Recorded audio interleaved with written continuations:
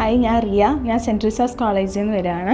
ഞാനിവിടെ cyber security internship ഇപ്പോൾ complete ചെയ്തിട്ടിരിക്കുകയാണ്. Tech by ഹാർട്ടിനെ പറ്റി എങ്ങനെ അറിഞ്ഞു എന്ന് ചോദിച്ചു കഴിഞ്ഞാൽ ഞാൻ ഗൂഗിളിൽ കുറേ സെർച്ച് ചെയ്തു. നല്ല റിവ്യൂസ് ഒക്കെ ആയിരുന്നു. പിന്നെ നമ്മുടെ സീനിയേഴ്സ് കുറേ ആൾക്കാർ ഇവിടെ ഇൻറ്റേൺഷിപ്പ് ചെയ്തു. അപ്പോൾ അവരുടെ അടുത്തും ചോദിച്ചപ്പോൾ നല്ല റിവ്യൂ ആണ് കിട്ടിയത്. ഇവിടുത്തെ സ്പെഷ്യാലിറ്റി എന്താണെന്ന് വെച്ചാൽ നമുക്ക് പ്രാക്ടിക്കൽ ആയിട്ടാണ് ഇവരെല്ലാം ചെയ്തിരുന്നത്. തിയറി ആയിട്ട് ചെയ്ത് നമ്മൾ ബോറടിപ്പിക്കില്ല. വളരെ നല്ല സെക്ഷൻസ് ആയിരുന്നു. ഈ ഇൻറ്റേൺഷിപ്പ് കഴിഞ്ഞപ്പോൾ എനിക്കൊരു സൈബർ സെക്യൂരിറ്റി ബേസ്ഡ് ഫ്യൂച്ചർ നോക്കാനാണ് ഇൻട്രസ്റ്റ്. ഞങ്ങൾക്കൊരു 20 hour സെഷൻ ആയിരുന്നു. 10 ദിവസത്തിനുള്ളിൽ ഞങ്ങൾ തീർത്തു. It is very very nice. ഒരു കമ്പനി ചെല്ലുമ്പോൾ മോസ്റ്റ്ലി തിയറി അല്ലല്ലോ, പ്രാക്ടിക്കൽ സെഷൻസ് ആണ്.